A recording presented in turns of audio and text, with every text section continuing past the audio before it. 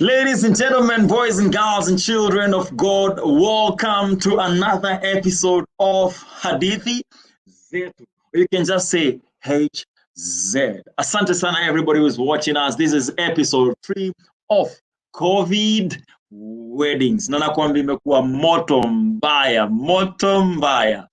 Yani last week tulicheki guest wetu. Our guest was all the way from Mwabadha. And they came and tried to changanya mi kidogo with ati Kiswahili from Coastal and all those things. Lakini who am I? Yani mimi ni nani?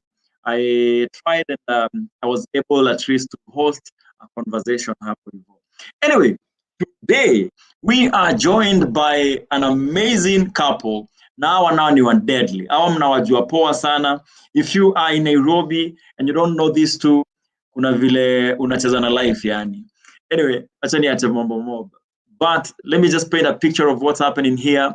This is COVID Weddings, a series, and what has been happening is that we realized that so many people would want to get married. So many young people, so many single people would want to get into marriage. But the question is this thing for real? Am I the story too?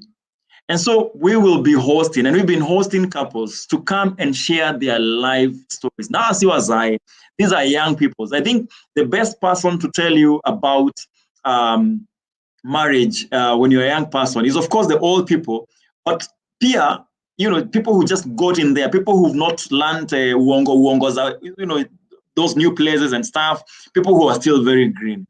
And so I am trying as much as possible to host green couples. Yani wale wameoa. All these guys are, I think, under 1 year of marriage to just share their story and why they had to do a wedding during a pandemic. Kwani nini wanajua? Yani like they had to do this during a pandemic. Kwani mtu hawezi ngoja? Ni pressure gani inafanya watu wafanye harusi na pandemic? We're going to be listening to that in a bit. But right now, if you're watching us on Facebook, thank you very much for joining and tuning in. By the way, you can go ahead and be part of this community by just liking that page. If you're watching us on YouTube, go ahead and subscribe. Alafu unaweza finya bell so to get our videos every time tunaenda hewani. Au sio? Remember, for you to spread this word, it's very easy. Just share this post. Just share this video. Sawa. And you can watch with other people as we watch right now by starting a watch party on your page. By the way, we are already 7 people watching. Nata show ijaanza rasmi, and we are about to go into the conversation. Still to come, my games flani hapo mwenda. But the key thing hapa ni having this couple share their God story. Ladies and gentlemen, today we are joined by the amazing, the gifted, the most talented prophets of 2021. Put your hands together for PudoShii, aka Pudo and Shii. Let's go. Tunafaa kudu? Tupige nduru.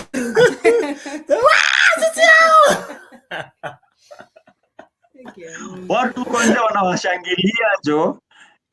Munafaa kuenda na hiyo rieng. All right, karibuni sana good people. We are glad that you are here, and we are glad that you are you are at Hadithi Zetu. Manze nimefurahi kuwacheki jo. Na chetu uko sawa? Kama inasumbua utuambie tuone kama tunaweza change.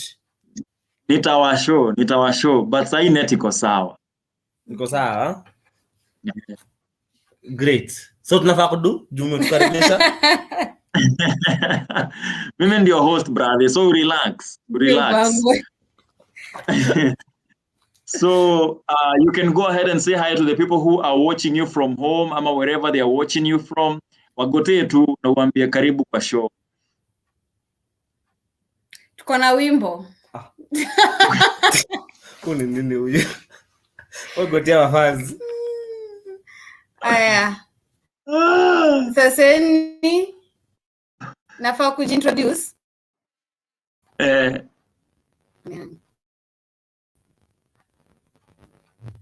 But mko sawa, tunawaona tu. Wewe endelea, just keep talking. Oh yeah. Keep talking, keep talking. We can see you. Oh, unanisikia? Tunawasikia na tunawaona. So keep talking. But if in a hang on your end, if in a hang on your end, you can go ahead and change internet if you can do that. But we are used to these internet things, internet to hang, na tuna understand. So feel free. If there's anything you can do about it, go ahead. But if there is nothing you can do about it, it's all right. Tutapiga story your design. Good. Shetani ashinde. Madam, introduce. Sawa. My name is Emma.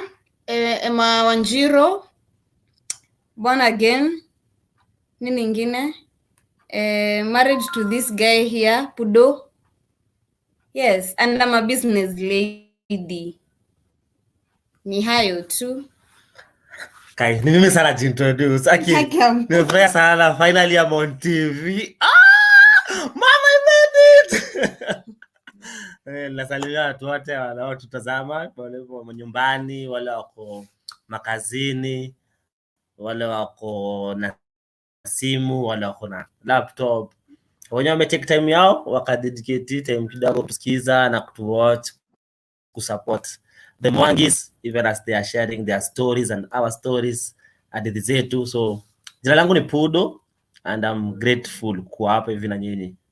Shukrani. Mluya. Mluya ni wewe na kichwa yako. Mluya.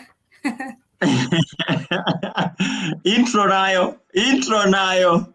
Iko sawa.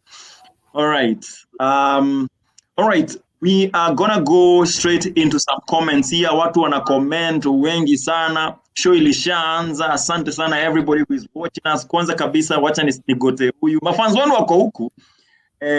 Unaweza soma hiyo. Masikare anasema on that bell.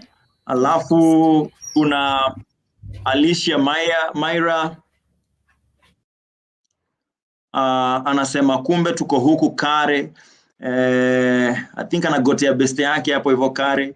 All right, and then we had Masikare anasema sisi ni wale. Kweli nyinyi ni wale. Right, who else is with us? Let's see. Who else is here? Nitawagotea nyinyi wote msijali. The truth anasema Pudo. Alafu anacheka kiasi hapo hivyo design. Alafu kuna Masikare anasema ngojeni tupige nduru. Pigeni nduru kwani iko pigeni nduru ni kama stima zimekam.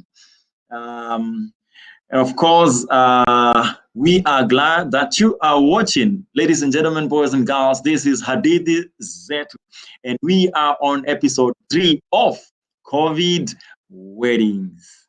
Somebody said last week that marriage is not built on feelings and sex, but wisdom. So seek wisdom from the one who gives wisdom. Najua tumeanza depend, na hiyo ndio inafaa hivyo. Tushaanza kubonga stories za SEX hapo hivyo. Inajua ni prime time. So wale watoto wanafanya assignment is not your show, is serious. So all right. All right. From our last show, I'm just recapping some of the things that happened from our last show. Somebody also said that for a perfect marriage, our last hosts, for a perfect marriage, 2 imperfect people will need to seek help from a perfect God. Deep Buddha.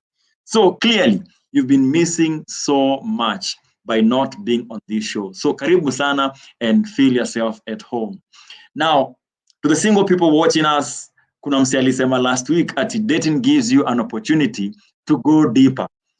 Wacha niulize, your relationship huko yenye unakatina na brother ama girl child, muna feel ni kama muna go deeper ama bado mnacheza shallow?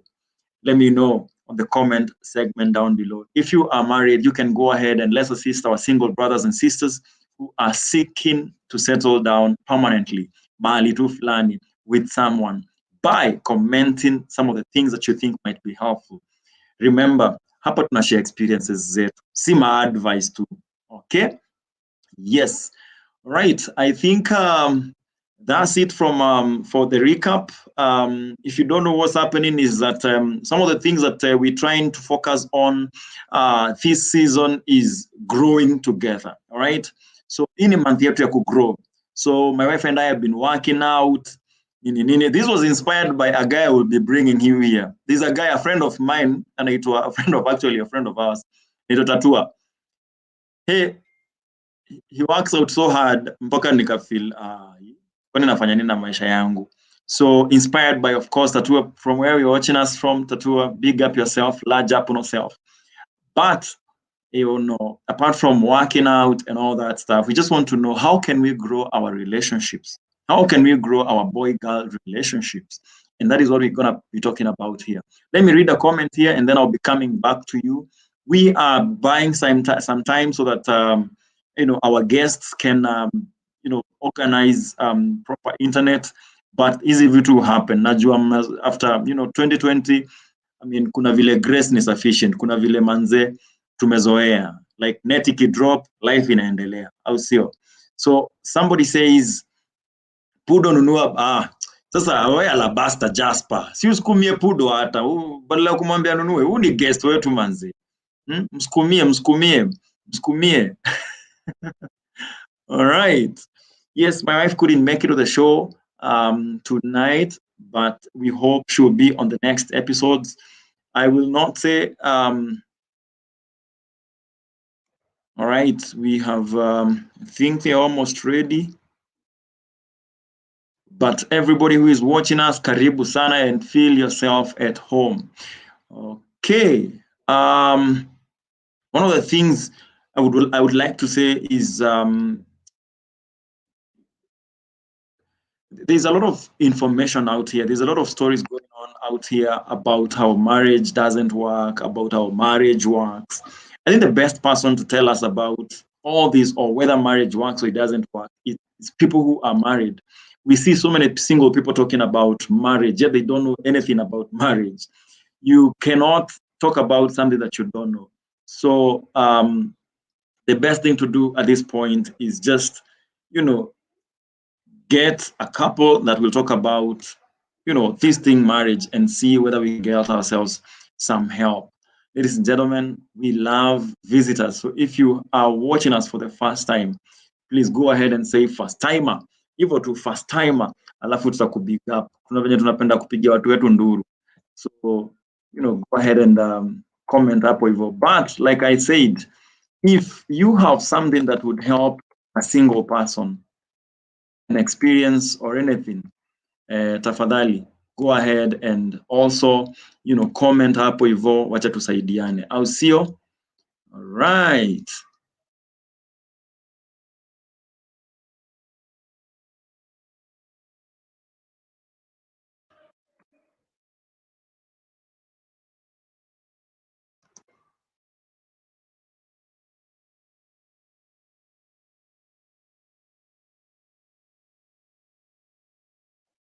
All right. Awesome. This is good.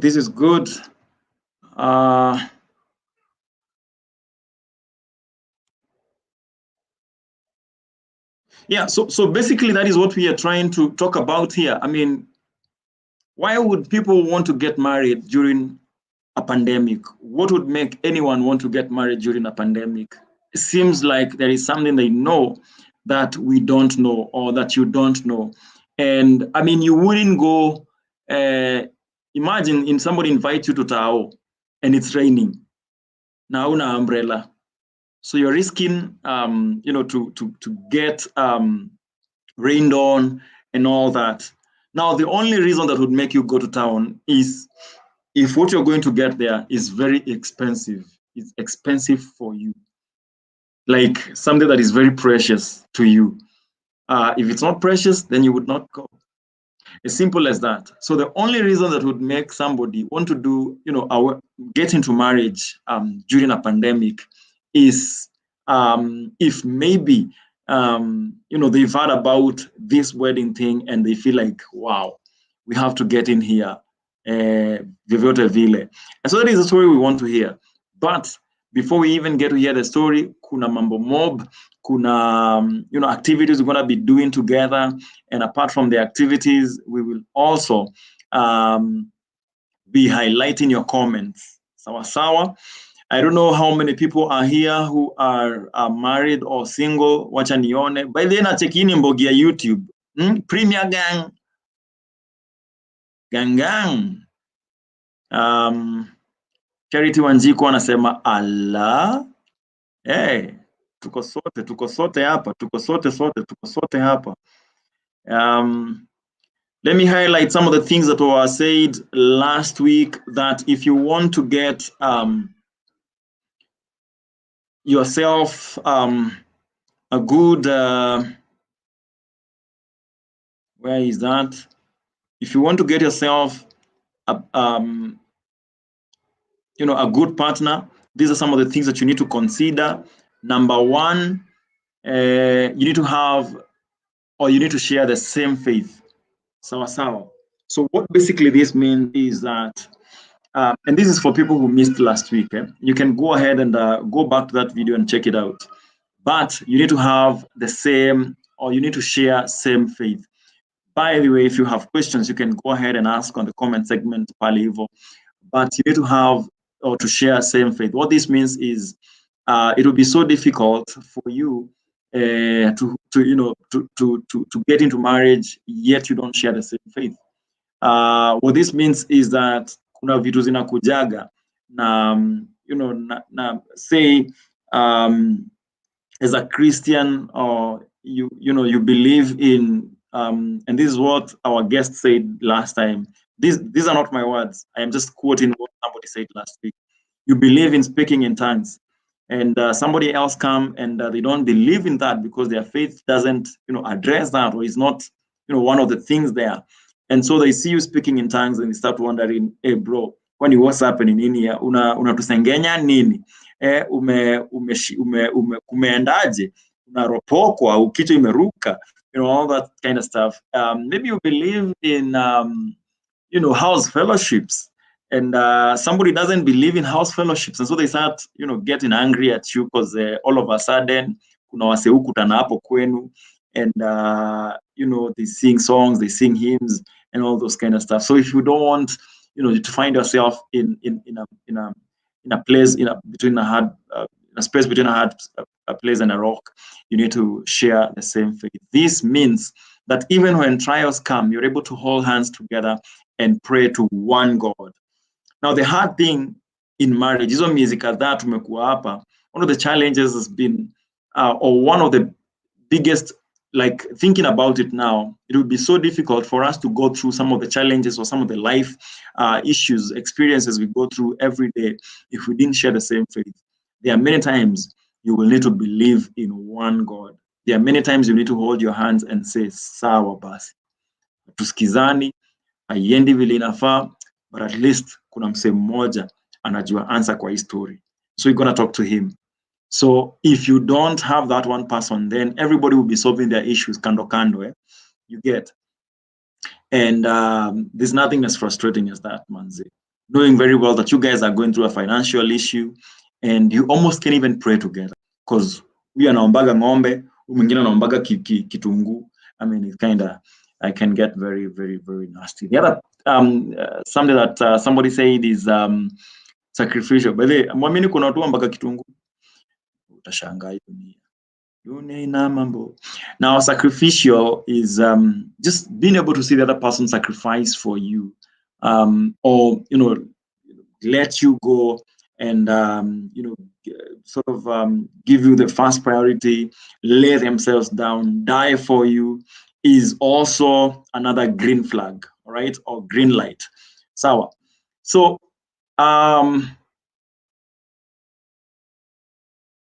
the Bible talks about, or there's a verse in John, this must be chapter 15 and verse 13. I will get that for you right now. That talks about how there's no greater love than a friend laying his life down, or someone laying his life down for a friend, all right, or for another, or for his friends.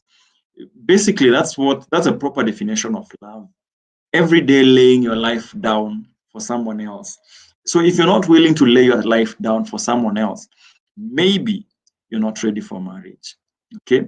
So these are just tips that can help you understand or know. So if you're not ready to lay your life down for somebody else, there is a high possibility that you're not ready for this institution. Okay. Yes. And this is beyond at the anyway, tuishike tu hivyo, si ndio? Tuishike tu hivyo. So what you need to understand is in marriage, there's a lot of sacrifices going on, a lot of laying down my life. In fact, for the Jamas who are here, in Ephesians chapter 5, and it talks about, I think verse 25, it talks about, you know, that verse that you like so much of submission, and then there's a part that you don't like so much where men are told to love their wives as Christ loved his church, who was apparently symbolically her bride, that while she was still a sinner, he died for her. How many people are willing to die? Someone has been asked to submit. You have been asked to, Jama, you've been challenged to die. That means you need to bring your ego down and let somebody else take the day. Let somebody else win. That is what we're talking about. Dying daily. Dying daily. It's not an easy thing. And you realize that for a seed to germinate, there has to be a lot of death going on. Okay? It has to die and rot for it to germinate. So I think for a marriage to or for whatever that relationship that you are in, for it to get you to marriage, because that is a vehicle, for it to get you to marriage, there needs to be a lot of dying going on as early as now. So as you prepare yourself to get married, you need to practice some of these things. Number one, test your faith. Are you sharing the same faith? Number two, are you willing to lay your life down? Are you willing to surrender? Are you willing to sacrifice? Are you willing to die so that somebody else gets? So it's basically that. And remember, this is not about the other person. This is now you. Ni wewe kujiassess. Sawa sawa. And then there was a hunger for Christ. Hunger for Christ is basically, you know, you need to have a strong desire to want to know Christ or to want to grow your relationship with Christ. PudoShii, I can see you backstage. If you are ready, give me a thumbs up like this. Ama unaweza nichata hapo hivyo. I see that. Awesome. Good. All right. Now wacheki watu wangu.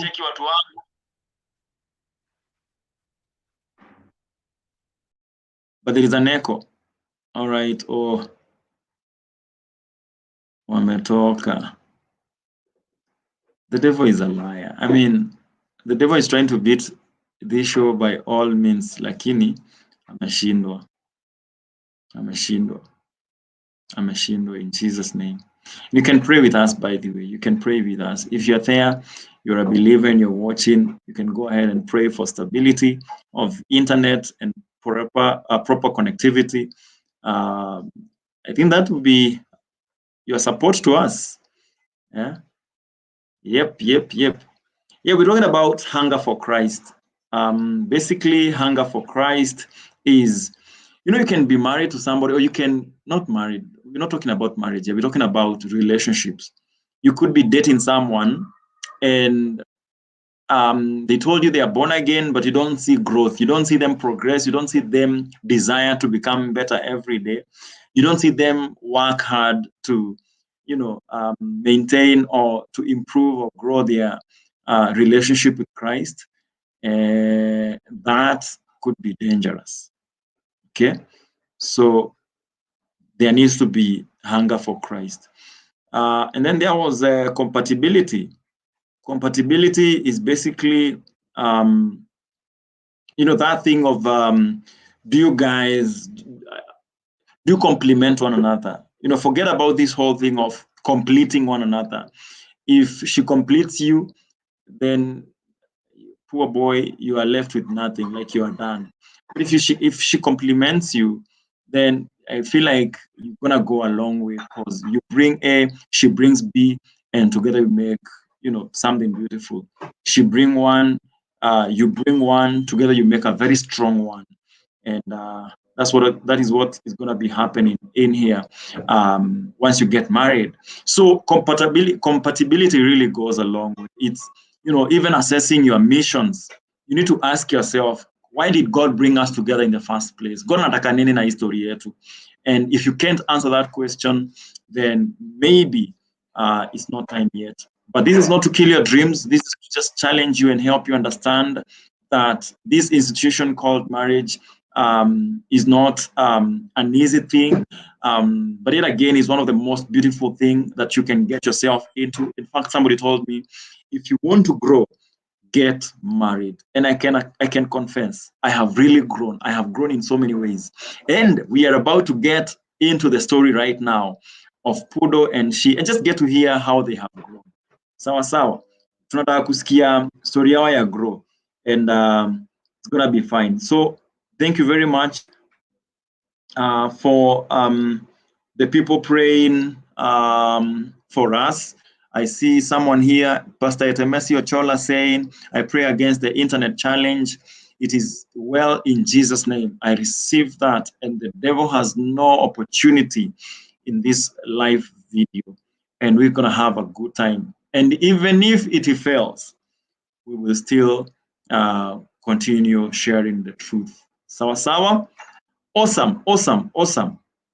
Back to where it all began. Ladies and gentlemen, PudoShii. Sawa. Watu wangu simko sawa? Mimi huyo. Ladies and gentlemen, for the second time now, put your hands together and let's bring on stage our guests tonight, Pudo and Shiro, aka PudoShii. Let's go. Watu wangu simko sawa? Yeah. Mimi huyo. Ladies and gentlemen, for the second time now, put your hands together and let's bring on stage our guest tonight. So kuna device inacheza. Kuna device inacheza. AKA. Ni gani, ni nini inacheza? Najisikia huko hivyo. Kiona lele tiko sawa. Piga nduru ya kukaribishwa mara ya pili. Drum roll. I tell the people who you are. Kuna device inacheza. Ati? Kuna device inacheza. Acha tuzime. Ni gani, ni nini inacheza? Najisikia huko hivyo. Tumezima. Hadi sahi.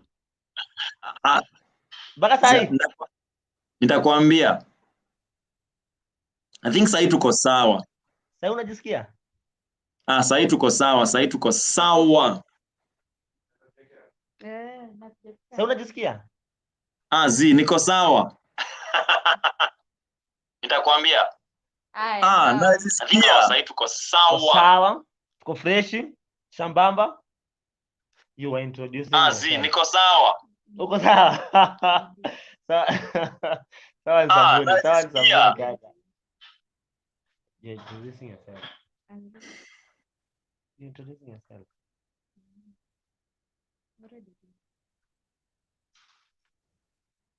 Tufanyaje?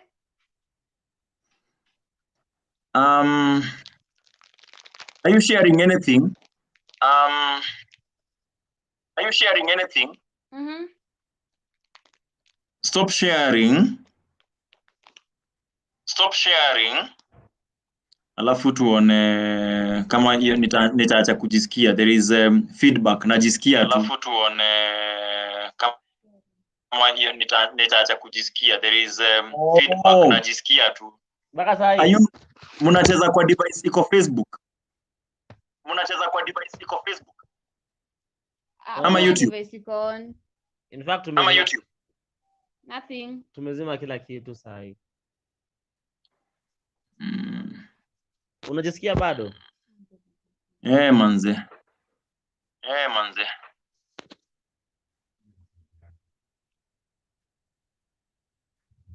Sio kama kitu kingine iko na ki. Kama iko tumetoa zote. All right. Wacha kama nitajisikia. Unajisikia? All right. Yeah. All right.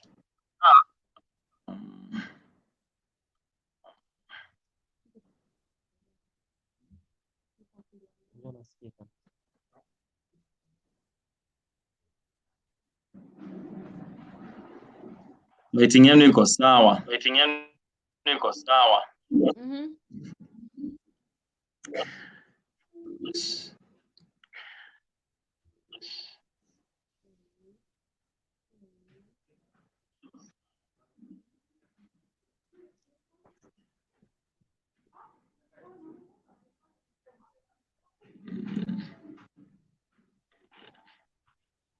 Bado unajisikia? Yes, I can still. I'm trying to troubleshoot. I'm trying to look for. I'm trying to troubleshoot. I'm trying to look for the problem.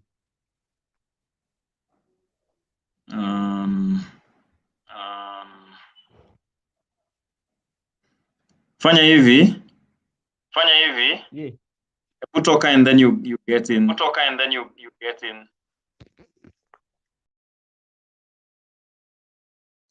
Sorry guys, seems like leo shetani amekuja na watu wake wote. But we're not afraid. Tutaendelea. All right, keep commenting, keep me company guys. Naweza ni keep company hapo hivyo by commenting. Tupige ma story, si ndio? Pigeni ma story hata nyinyi. Let's see what's happening there.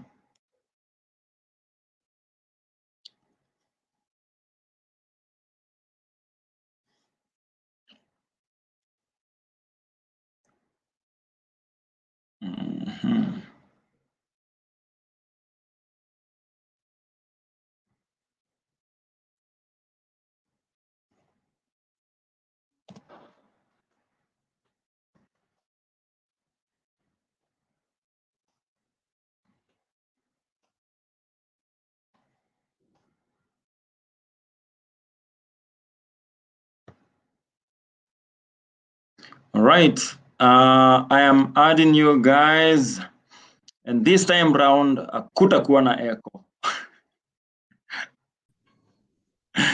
How is that? Wewe ndo tuambia kama iko sawa ama kama kuna challenge. Sahi hakuna.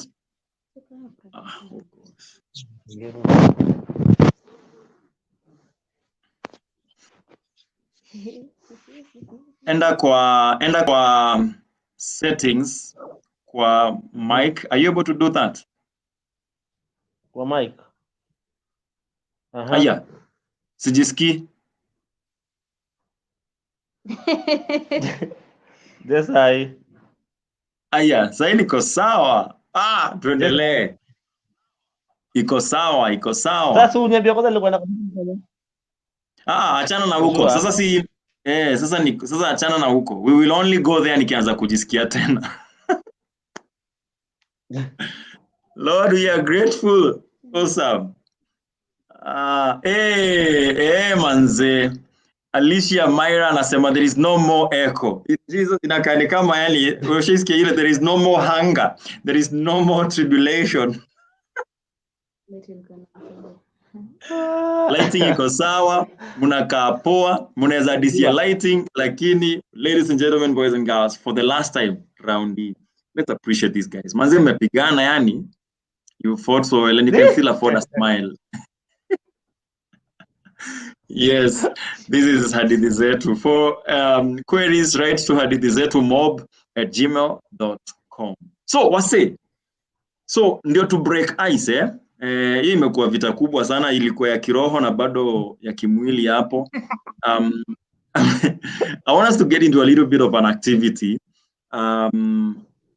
even before we get to hear your story. So, kuna game, kuna vitu tunafanyaga, tunakuwa na games. So if you're watching us, everybody say game time. Yes, it's game time. How many people are ready? Shii, are you ready?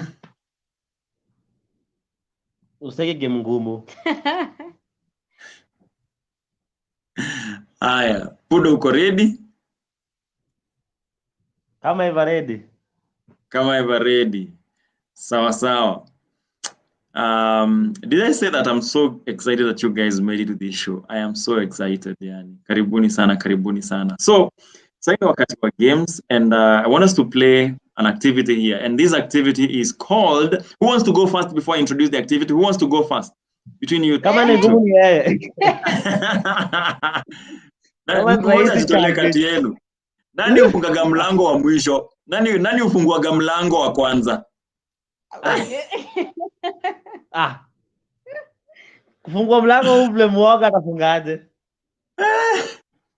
So, hii activity mjachagua ni nani? Okay, mwenye anafunga mlango ni Pudo. Mwenye anafungua ni mimi.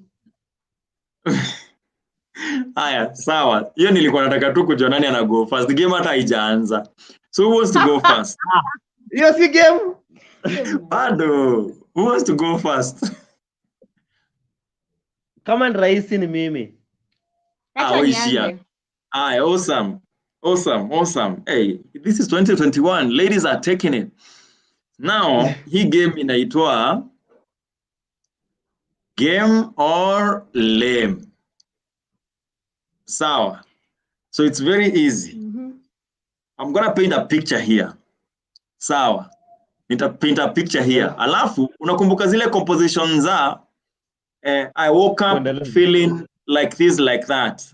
And then duku. Uendeleze. Sasa hii itakaa hivyo, So I'm going to paint a picture, and then Pudo, you're supposed to continue.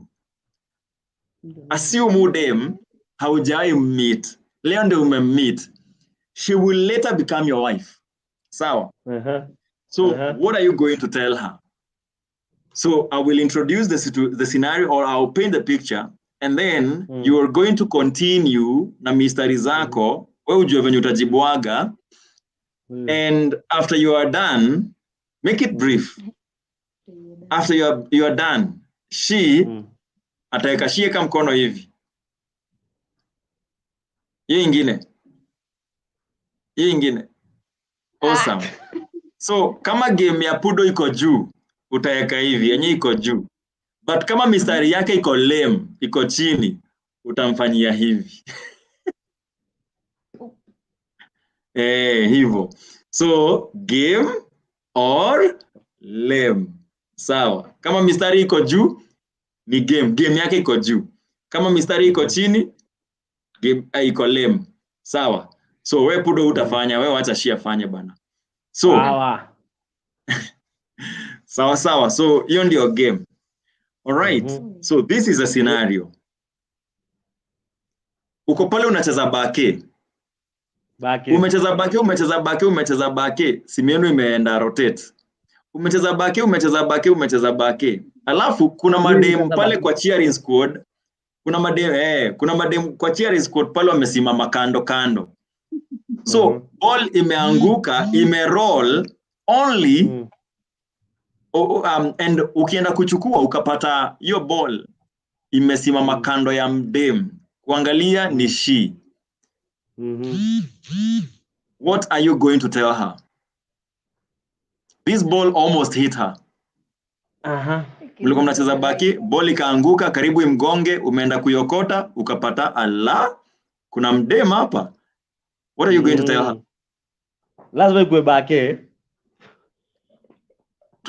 Basi tufanye buta basi, tufanye buta kwa futa. Sawa. Ndio sisi tumecheza ball imeroll kwake. Mimi huyo likaishika macho kwake kidish. Kama madam. Usiwai tense. Usijali sasa niko lebro chini. Yenu vya mini James. Moto. Una vile nimenyoa Jordan. Mimi nakupia madam, mimi nakupatia peace. Kuja kwangu moho. Buda inaweza. Alafu nikimwangalia, sasa nikainua macho nikamwangalia juu. Madam. Macho yako tu. Like limpid pools of blue waters in which I drown. Ni good too. Kipchoge kando, nakimbia mbio hadi kwako. Buda ulishapewa game. Oh, alinipa game already. Naambia wachana na hii ball iko chini. Madam, I got the balls.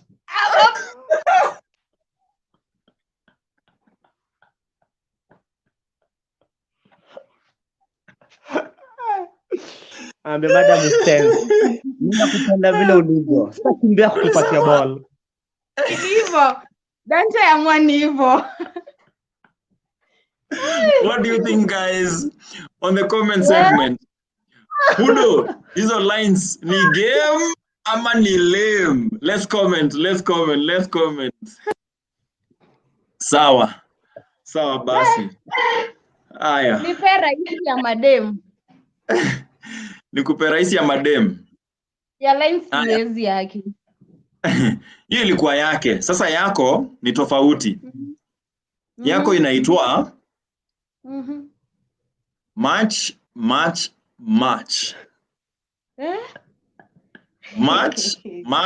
Match. Unafaa kutunga sentensi ukiaddress Pudo ukitumia hizo majina 3. Sawa. Ukijipanga, wacha nichukue comment hapa hivi. Hadithi zetu wamecheka sana na hiyo story. Alafu pia Diego Lawrence, hiyo story nice mbaya. Alright. So, alafu kuna Pauline Shiko. Pudo my lines too. I know. Si utafute kazi salon. Uko na lines. Anasuka. Uko na lines alafu unasuka wewe mdem. Hata tumpe peace.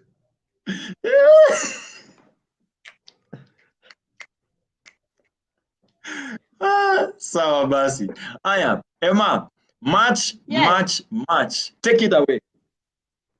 Naweza anza na yoyote? Nice. Acha njaribu haki. Hizi ni vitu za my lines na mimi siko huko. Nafaa kumwambia? In March, I will march with you and I will love you very much. Wewe.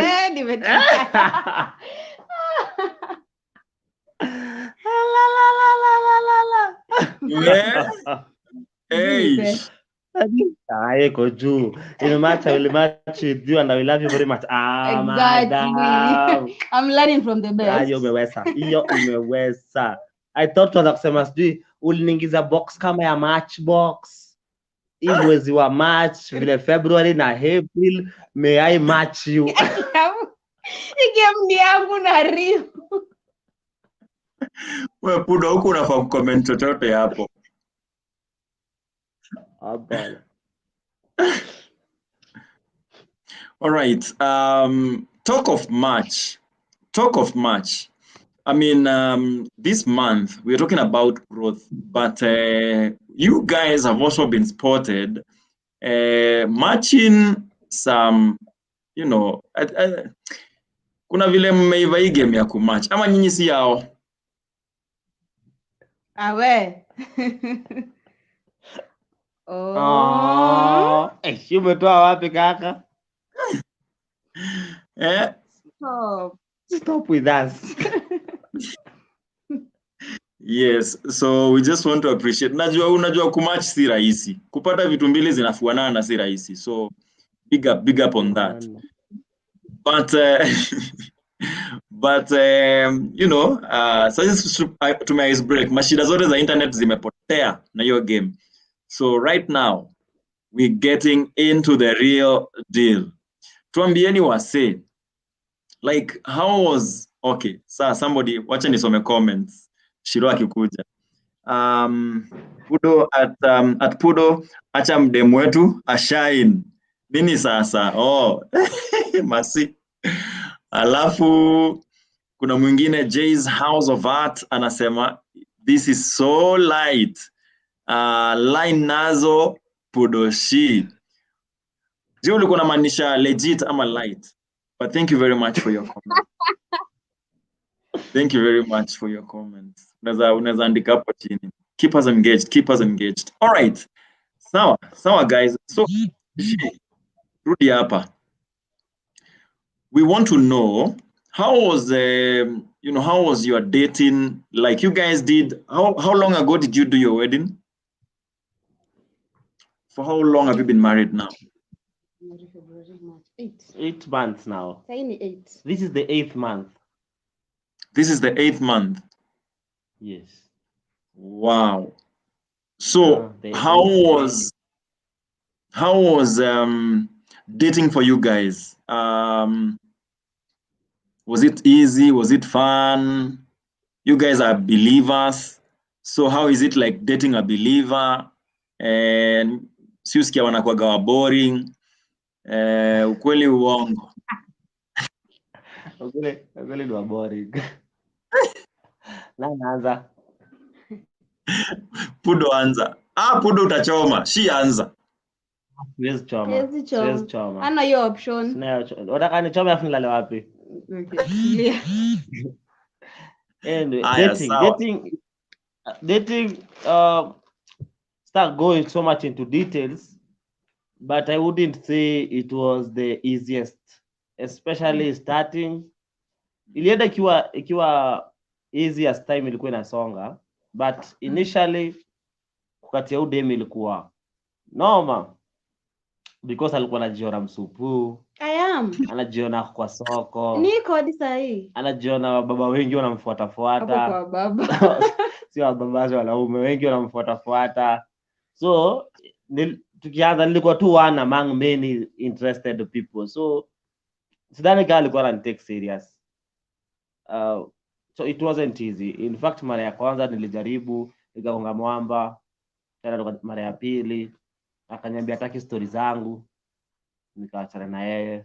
Mara ya tatu tulirudiana aje, but ilikuwa after me reconsider ile thought ya kwanza ya kuniambia hataki story yangu. And then going forward ikakuwa time poa sana, getting to know each other, learning our differences as time inaendelea. Ikakuwa time poa sana.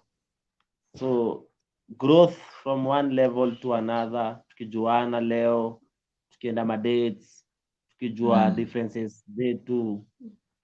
A lot of times shikilia tu hapo kwa kwenda ma dates, tutarudi hapo kwa kwenda ma dates. So Shii, how was it like for you? So kuna watu wengi wanakukatia kulingana na venye nasikia. But why did you choose to settle with him, and why was it mbona alikuwa na feel ni kama ulikuwa unamlenga?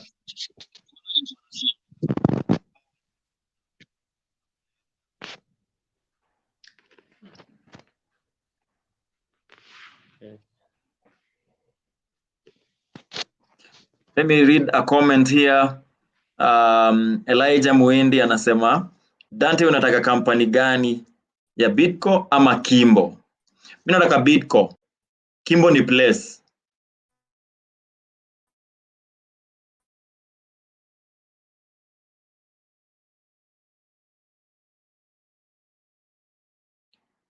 All right. What just happened?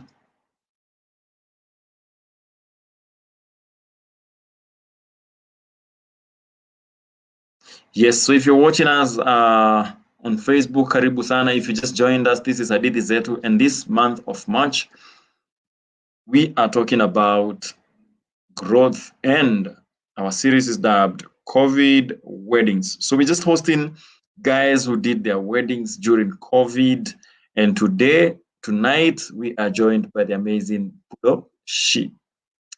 Sawa. But you know, we've been learning quite a number of things, and some of the questions people keep asking, and especially single people keep asking, in marriage, is it for real? Kwanza lately, venye kumekuwa na mastori mingi zinaendelea. Is it for real? Why would I want to get myself into something like this that looks like a scam? So one group of people is talking about how this thing works, how, you know, it's the best thing that can ever happen to anyone. But then there's somebody else here who really needs the truth. so that they can make a decision. What would you tell this person? Even as they wait to commit, even as they wait to get married, what would you tell them? Let me hear what you think.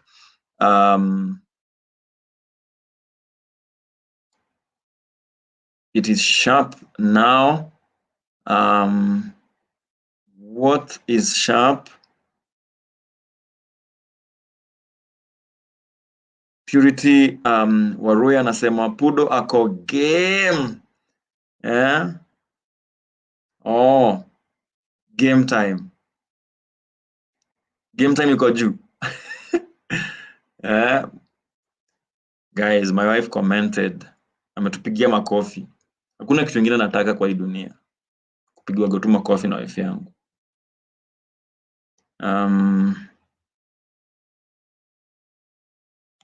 Who else is with us? Thank you very much, guys. Everybody who is commenting, asanteni sana. Go ahead and share this video. Go ahead and share as far as you can share. Wacha manzee watu wafikiwe na ujumbe, au sio? But imekuwa fiti sana.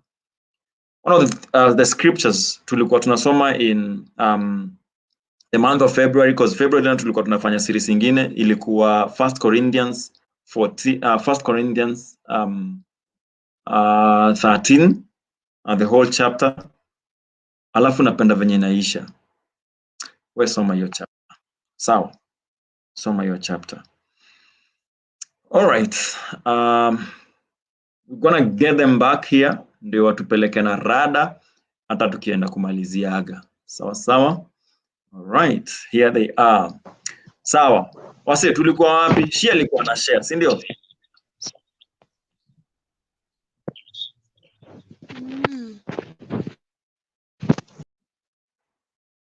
Oh no. Issue yao lazima tutarudia. Wameumia sana manze. Okay.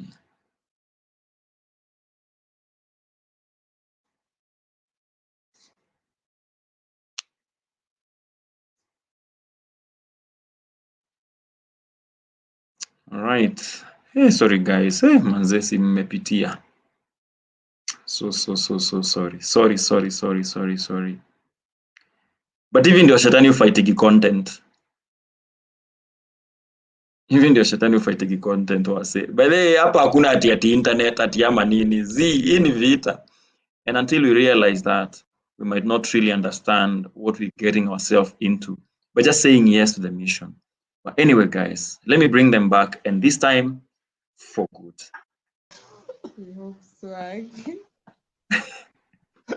Where? Light iko sawa? Light iko sawa. Light iko sawa? Kila kitu iko sawa, sauti iko sawa. Pole haki. Hapana, I'm just tender towards you guys. Anyway, so Shii, so many people approaching you. What is it like for a girl, and especially for a Christian girl trying to get or settle, with one jamaa? How hard is it? What are some of the things that you are looking for? Ebu, talk to us.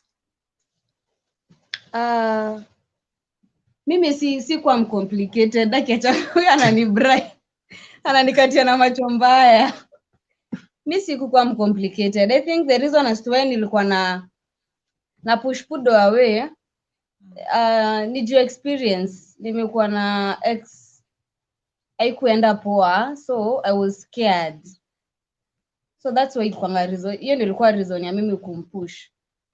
But a guy nilikuwa nataka tu boy yako single, boy anamjua Mungu.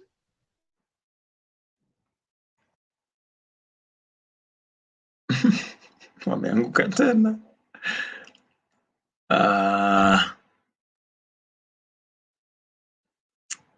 Okay. Guys, it's been an hour since we started, and ideally show yetu inafaa kuisha after an hour. So we only have 5 minutes to the top of the hour. I mean, to end of our time here. But I really appreciate just the fact that you guys have been able to join and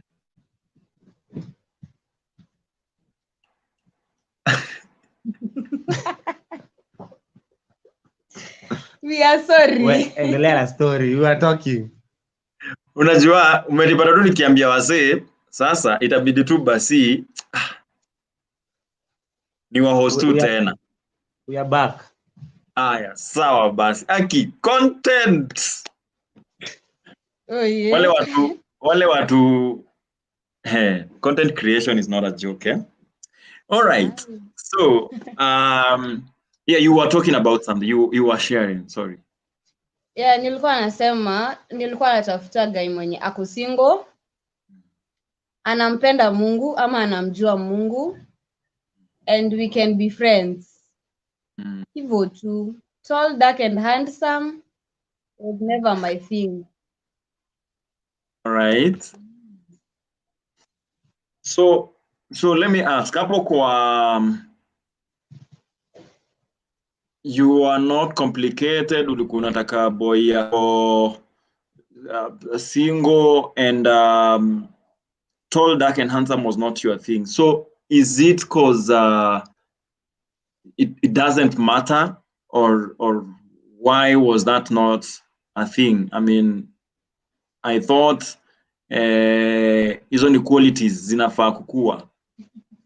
I mean, so many single people are looking for tall, dark and handsome. Is it because you had given hope? Unajua saa zingine na tume give up mpaka unataka tu kitu inaweza pumua.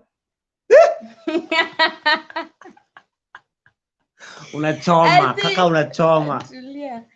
Nasema hivyo juu I wanted someone mwenye tunaweza connect. Juu I'm thinking sasa all tall, dark and handsome, alafu sura ikifade ndabaki na nini?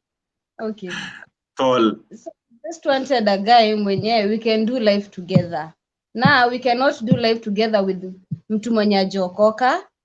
We can't do life together na mtu si beshte yangu. Na mtu sasa single, mtu akona wasichana wengi yake, tutasaidiana aje? So I think ilikuwa tu all about that. Someone that we can do life pamoja, we can have fun. Hey. And that's awesome. It. Awesome.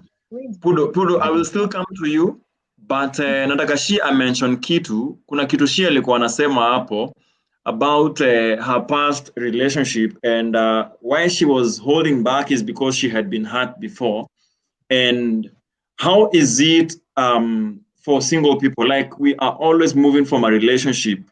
Nani life, like, it's not bad. I mean, I would encourage people to just get into a relationship, find out, grow yourself, stretch yourself, learn, love somebody, jirushe, right? Usiseme ati star date, but how hard is it to get from a relationship that didn't go well and promising yourself or having yourself trust somebody else that is not your brother, is not your mother, is not your father? I mean, ni jamaa mwingine mwenye kuna possibility anaweza kuhurt kama ule mwingine.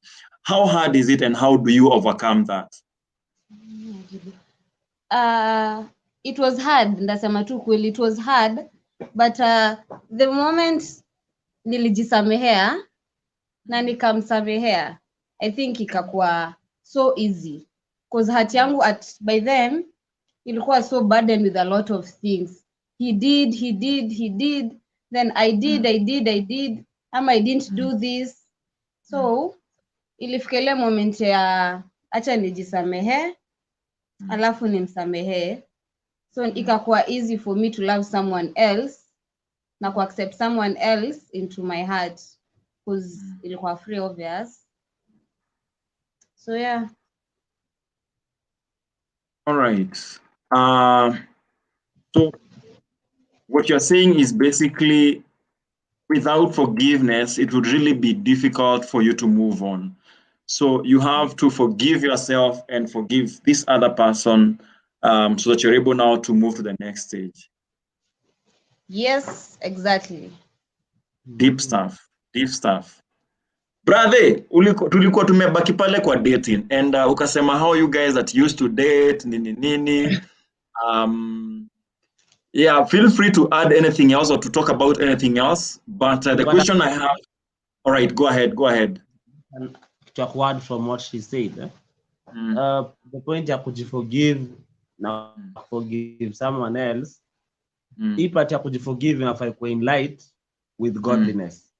Like as you forgive yourself, inafai kuwa after you've seek forgiveness from God, accepting that pia ulikosea, that pia wewe you had a part to play in the relationship that iliisha. You are equally wrong even as the other guy alikukosea. So even as watakumsamehea na watakujisamehea, it should be in light what God demand us to. Awesome. I mean, that's good. That's good. All right. So own up and accept that you had a part to play. So it's not entirely the other person's fault. So why things didn't go well is because of something you triggered or did. So whether it is them that hurt you and you had to leave, you had a part to play in it, and you need to be in touch and in contact with that first. And of course, like Pudo, you are carefully suggesting that we need to do this not alone, but with guidance from above, of course. Vile God anatuongoza. Correct? All right. All right. They're frozen.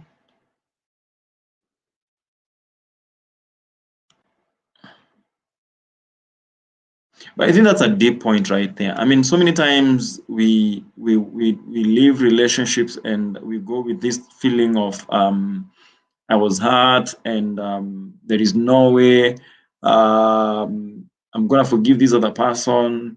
And 5 years later, 2 years later, 1 year later, you realize that you've never gotten yourself ahead, like you've never been able to move, because one, you never forgave this other person. You still carry that, but you still talk about it.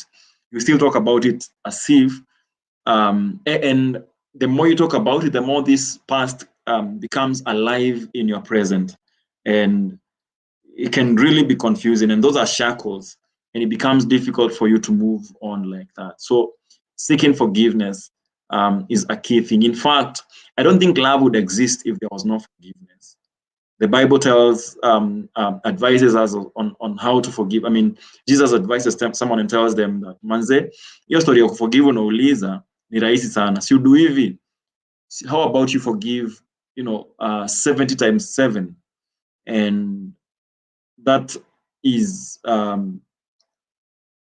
very huge number. I mean, that means, I think, forgiving for a whole year. Most of us tunakwamiaga hapo mara mbili. Nimekusamea mara mbili, sasa sitakusamea mara ingine. And we forget that we've been forgiven first. In fact, for us to get where we are right now is because of, somebody forgave us, somebody took what was meant for us, and we can now, have life. We are now forgiven. We're now alive. We're able to do all these things. Now, it will be difficult for you to forgive if you don't, or if you've never been forgiven, if you never appreciate the fact that you've been forgiven. So I think that is what Pudo was trying to say there, that in light, like in that way that you've been forgiven by Christ, now in the same way, go ahead and forgive somebody else. Amazing stuff. All right. I promise you we're gonna be back some other time, and this time round itakuwa fiti, haitakuwa na mambo mengi design, but kila time nikienda kuend show wanakuwa wako poa. Sasa tufanyaje? Let me read this comment from Eutychus.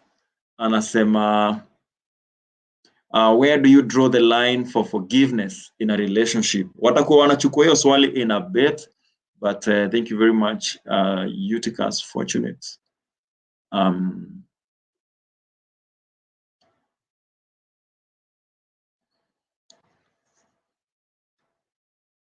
Right? Sawa. My God, guests wangu wako backstage wase, so let me add them like this. Pudo.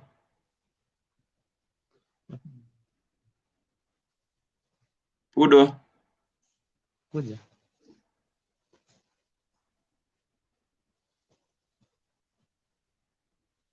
Okay.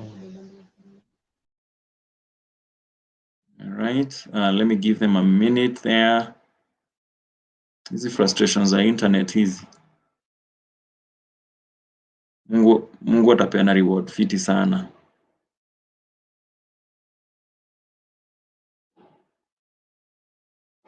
All right. So, let me read this comment one more time and then try to answer it, and then come back to just finish this because it's an hour already. Okay. So Utica is fortunate, anasema, anauliza, where do you draw the line for forgiveness in a relationship? I think what you're trying to ask is, so at what point should you stop forgiving? What should you tolerate? What should you not tolerate? So the idea here is not to condone or tolerate evil or mistakes, but calling out with love. And forgiveness is not to mean that unaweza vumilia hiyo vundo latrine, hoping that siku moja itaanza kunukia poa. No, in fact, it's better a broken relationship than a broken marriage.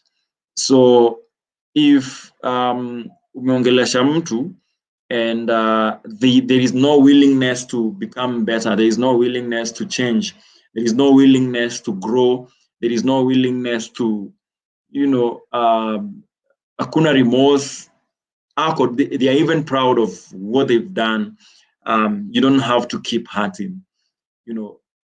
I don't think God would like it that way. You can excuse yourself from that. But we saw a prophet in the Bible who got married to a prostitute, who was very frustrating, but God alikuwa bado namrudisha hapo hivyo. So if it is meant to be, God atakurudisha hapo. But sometimes inakuwa tamaa yetu, tamaa ya samaki ilifanya shikwe na ndoano. If you're not clear exactly what you want, it can be really difficult for you, and you keep going back there, maybe because of sex, maybe because of goodies, maybe because of things that you keep getting, but there is really nothing for you there. I mean, that's a dead relationship. So you have to keep reminding yourself of what brought you here, why you are here in the first place. And if you can't get that thing there, you might never get it there, however long you date and all that kind of stuff. So the forgiveness we are talking about here is, we are not trying to say at the somebody stabs you on the back, like literally amechukua kisu amekudunga, and then you continue staying in that relationship because you need to forgive them. No, it is okay to just leave that relationship for your own safety. All right. Julian alisema huwezi vumilia uvunda latrine ukiexpect inukie poa. Yeah. So it's okay for you to leave that relationship for your own good, if it's not healthy, if it's toxic, but you have to understand that ukienda mali utaenda, if you still beba this person, if you've not forgiven them, you might struggle moving on. You might struggle with your next relationships. So forgiveness is actually a choice that you have to make, whether you like it or not, and not because you want it, but because you are a result, you are a product of forgiveness. Okay. So where do you draw the line? Now that's up to you. It is about what you hear God saying. And this now means that we have to really involve God in our relationships. Because in Africa Gamali, you don't know whether the enough to forgive ama kutema. And now ni God akuongoze. So sometimes when it might feel like it's like why should I pray for my girl? Why should I pray for this relationship? Really, the enemy attacks marriages as early as ile siku mlikutana ama kwa dating yenu. So you'll be attacked in all directions. And unforgiveness is one of the things that kills marriages even before they start. Somebody said that many marriages die or break even before they start. Uko hivyo kwa dating, and it's because of issues like unforgiveness. Again, I want to quote Giuliani in his new album. He says how kidonda ya last up last, usikimbilie haitaki mbio ya ambulance. Sometimes we rush into concluding things, into ending things, like you saw something or you heard something and you rush into ending things, and I will never forgive this person. In fact, all guys, all ladies are like this. But really, maybe all that needed was a talk, helping this person realize that anyway, they're in wrong, and choosing to forgive them and moving on. So forgiveness is huge. Unless it's a specific question or an issue really well painted, it can really be hard to share advice or perspective on really what you should do. But the Bible clearly talks about forgiving 70 times 7. So you can't stop forgiving, okay? There is nowhere, you don't draw a line. You forgive everything. You forgive everything. And when I say everything, I mean you forgive everything. But this is not to mean you have to be there, okay? If it's hurting, if it's toxic, go. Toka uende. Sawa sawa? All right. I think hiyo swali tumejibu, hiyo design. Acha nirudisha watu wangu sasa, si ndio? Fika swali tumejibu. And if you have another question, go ahead and ask. Hey, I have, hawa nitawapeleka out, I guess. Yani, wamepigana manze, guy. Future hosts, future guests. Hii ndio kupambana. This is what dying for the mission looks like, guys. What? Pudo and Shii, you've set the standards so high. Tutafanyaje? Yeah, I hope imekusaidia, bro. And you can continue asking. This is why this show exists. But let me bring these guys back. Where?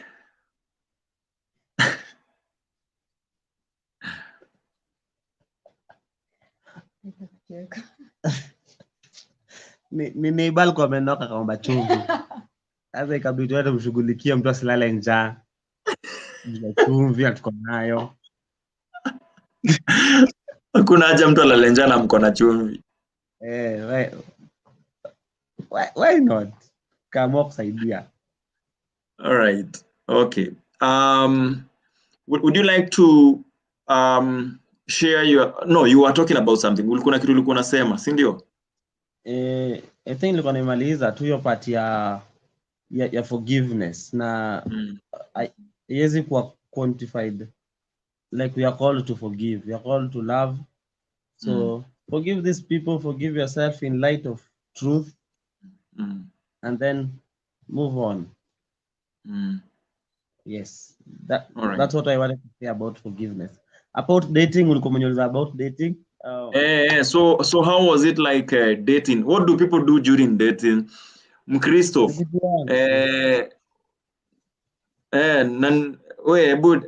What were you guys doing? Dating nafa kwa time ya two people to get to know each other, enjoy establish compatibility. Pole to as you grow towards intimacy. So na time yetu ya dating, especially initially, umdemdo alikuwa nikana mjua. Yeah, kwa Naomba ni ukat short. Kuna mali ukatumia kizungu ukanipoteza. Compatibility yango. So, hebu rudia hiyo statement. Sikumbuki nimesema. Endelea basi. So time especially almost the first year yote. Ni mimi nilikuwa time kubwa ya kujua Shii, because she was talking almost always. She was the one sharing, she was the one leading discussions. Mimi nilikuwa nikaa tu mimi ni wa kuattend. Mimi ni wa kukaa mtu.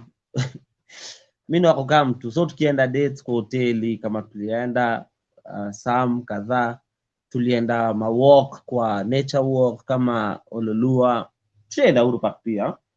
Kila mahali. Tulienda Central Park, tulienda kuitangu wapi huko hivyo.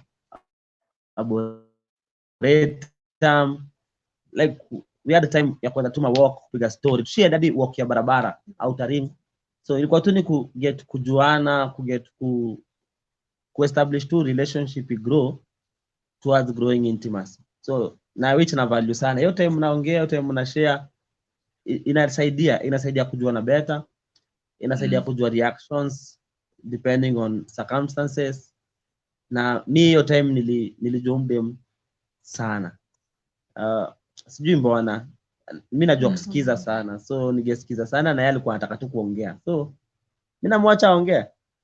Na I bet kuna vitu alikamkujua about mimi later. Almost a year plus after relationship isha take effect. Anaanza kushtuka, msana ishi huruma. Msana ishi huruma. Like kulikuwa vitu mingi za kumshtua. Ili take almost a whole year Shii hajawahi jua mudu wingi spoken word. Na muende taukwela. Na sasa alikuwa ashaisikia piece yangu kitambo. But I take ile time kunijua in line with poetry. So ilikuwa almost a whole year.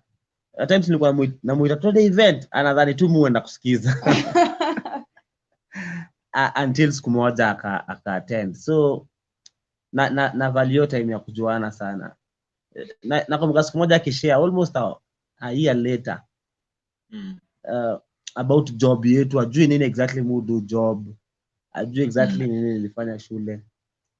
But unaona hiyo time ya dating naza value sana hiyo time juu tuliget kujuana, tuliget ku grow love towards each other. Tuliget kujua nini msichana kikanyagwa wapi ukasirika, nini za mjamisha, nini anapenda, nini ana value system yake iko side gani, ameweka God wapi kwa maisha yake, family yake iko aje, na vitu kama hizo. So that even tukikamsa ku engage for marriage, tulikuwa tusha establish so much about each other. Kukatiwa na Pudo ni kazi, unachunguzwa.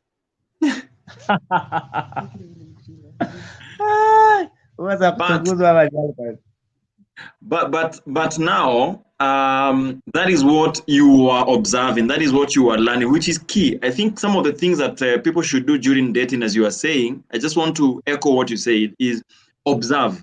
I mean, and listen. All right.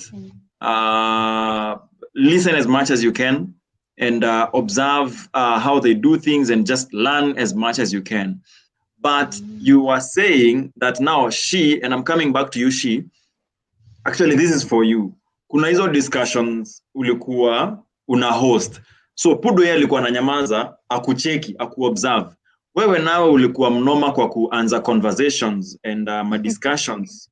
So what are some of the key things that you are looking for? This is me asking, what are some of the key things that people should be asking during, his or my dates and all those things? But I really want to hear your story. How was yours? What are some of the things that you were asking or that you needed to know? Okay. Vile Pudo amesema,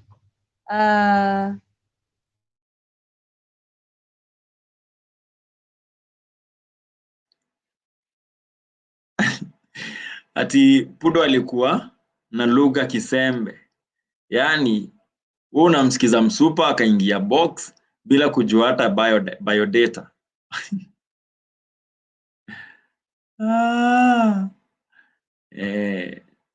Pudo ni CIA.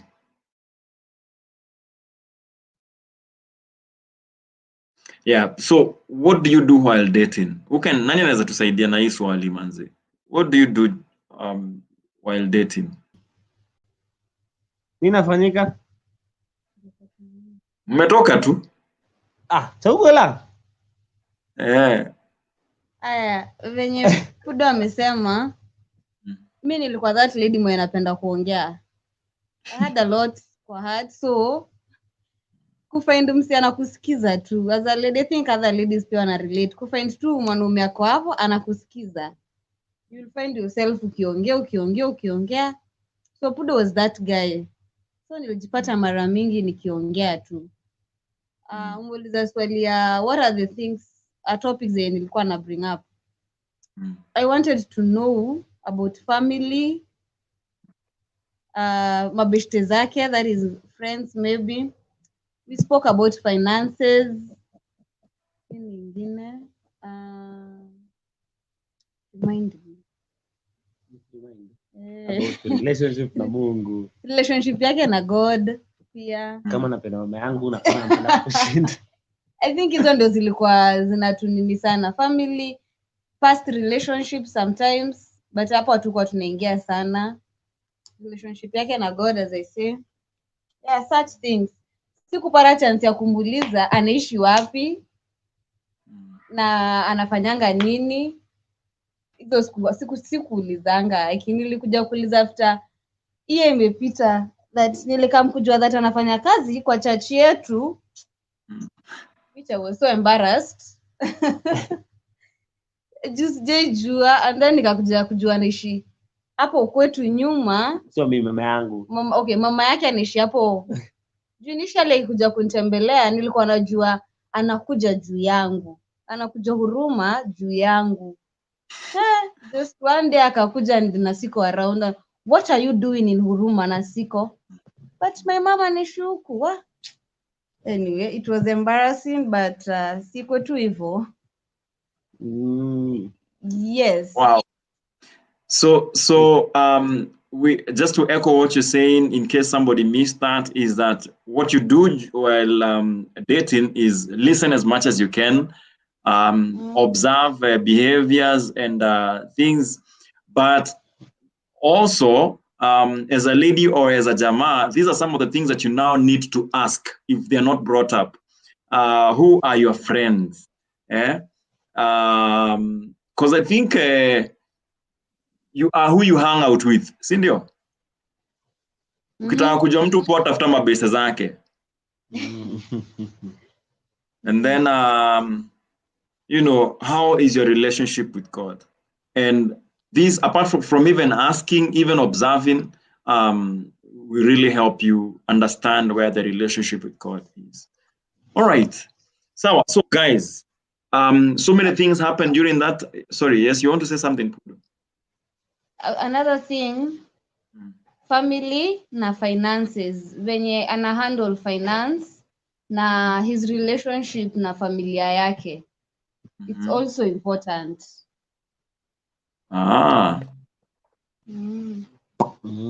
So let me add that there. Why is his relationship with family? Why was his relationship with his family key to you?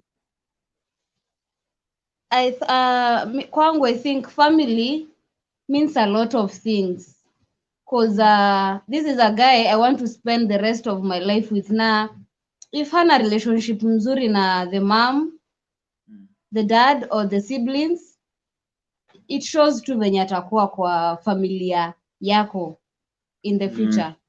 So kwangu it was a need sana kujua how is your relationship with your mom, with your dad, with your siblings. Si lazima uende into details sana, but just to know kidogo tu. All right. So because kuna two types of people. Kuna wale maybe you don't have you are orphaned. So how can we track that? How can we check that?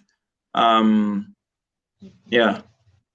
What I say, family could be family because of blood, Na could be just family based on relation, the people who are closest to you. Now, I think whether you are orphan or not, there are people who are close to you. You can consider them family. Could be your just friends, your clique, could be your church mates. But you have these people close to you whom you consider family. Even that person who is single, who is orphan, I think, orphan, pole, ni poa ukujua, does he have people he looks up to? Ama yana exist kama a lone ranger, msi anaza jisort tu ako sawa, ya need watu. Because una need mtu anajua yeye amepungukiwa and therefore ana need other people. And I need people older than them to look up to, na akona people age mates who is or she is growing with. Na the way anatreat hao watu close na yeye, chances are kama ajali, that can really translate into family or into this relationship. Kama value wale watu close na yeye, ni ngumu sana pia kujua kama pia wewe atakuvalue. Because people don't just grow into something, a relationship. People, a lot of times people learn. So whatever we learn through family, whatever we learn through friends, it is almost goes without saying, you know, to translate into your relationships. Yes. Right. Awesome. That is beautiful. Na sasa kuna ile kategori ingine wenyewe mtu anahepaga home ndio akaishi na wewe. Au tusiwa discuss. Wachana na yeye. Wachana sana. All right. And you also mentioned finances. Okay. Now, I want to go into very quickly into your period around so COVID iliwapata mkipanga harusi ama mulikuwa COVID ilikuja mkasema nice jackpot sisi yao. How was it like for you? And why didn't you just postpone and say sawa hii harusi tunaweza fanya COVID ikiisha? Pudo amekuwa hapa kwa period. Usitumeje na period vibaya. Period wachana nayo, wewe tume wanzingine. Okay, sisi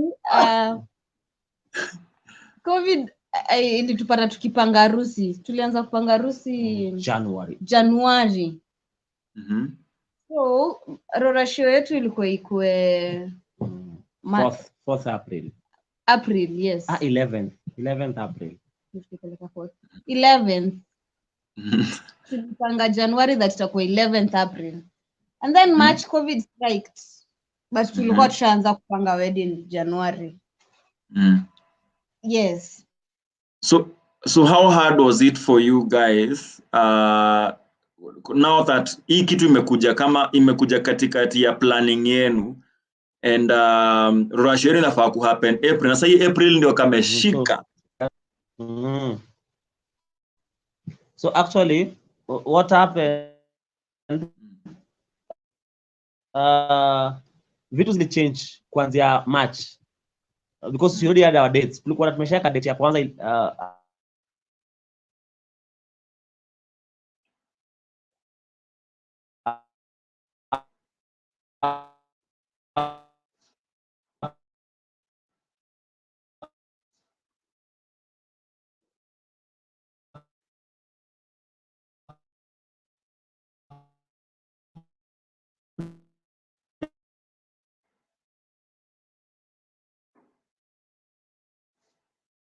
All right.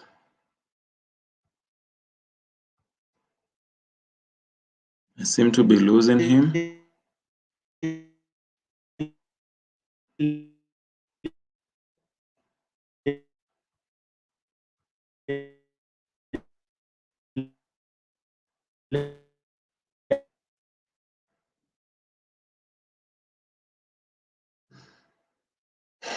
Okay, guys, so we are gonna call this part 1.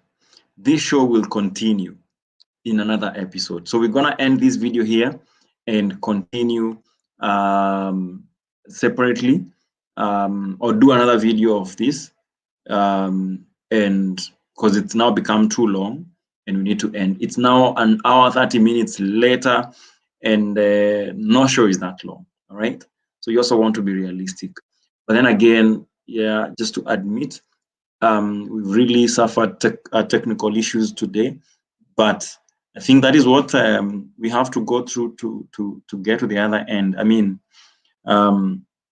safari huwaga hivi, and yeah, we have to keep fighting, and I have to really appreciate PudoShii for really fighting to be here and to share these stories with you guys. So this is part 1 of PudoShii. We will be back. Okay. Thank you very much for watching, for all the comments. Asanteni sana. We love you so much, and we would like to hear from you more. So if you have any questions or comments, write to hadithizetumob, all right, at gmail.com. Alafu tuwasiliane hapo. Let's know what you think. Let's know what you want. Let's know how we can also help you as you prepare yourself for this big thing. All right. If you might need us to work closely with you, you can still write to us and let us know that you would like us to work closely with you. You're looking for coaches, we will do that, and hope that you get to your happily ever after safely. Au sio? Yes, we also have merchandise. We have nice Hadithi Zetu t-shirts, so you can get yourself one of these. Yep, you can get yourself a Hadithi Zetu t-shirt, and it's simple.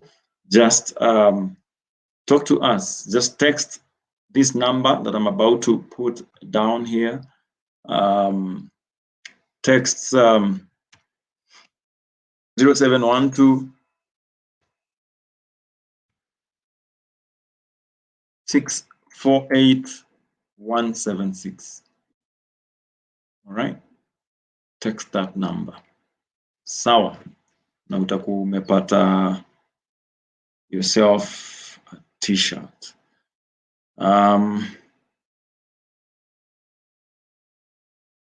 Let me pin the number there.